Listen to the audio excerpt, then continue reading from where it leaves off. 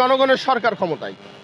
আর ফ্যাসিবাদের আমলে যে আমি বাংলাদেশে প্রথম নির্যাতনের শিকার, জুলুমের শিকার আমি, এবং আজকে ফ্যাসিবাদের আন্দোলন করে অনেকে এমপি হয়েছে, মানে বিরোধী আন্দোলন করে এমপি হয়েছে বৈষম্যর, কিন্তু আমার সাথে যে বৈষম্যের ন্যায় বিচার আমি পাই নাই।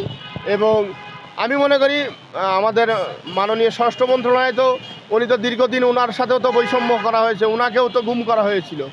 কাজেই আমি মাননীয় স্বরাষ্ট্রমন্ত্রীর দৃষ্টি আকর্ষণ করতেছি যে অবশ্যই তেজগাঁও ডিসিকে জানাক বা ওসি স্যারকে বলুক, ওসি তদন্তকে বলুক যে অবিলম্বে তদন্ত রিপোর্ট দেওয়ার জন্য। কারণ এখন তো জনগণের সরকার, এই জায়গায় তো আর সেই ফ্যাসিবাদের মতন আলাপ আলোচনা করা যাবে না।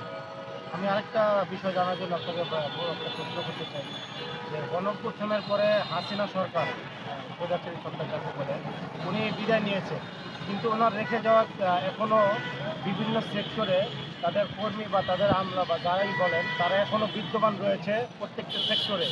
আপনি কি মনে করেন তার এই একটা অবস্থান বা তার এই একটা মানে যেই সমস্যা সেটা এখনও বিদ্যমান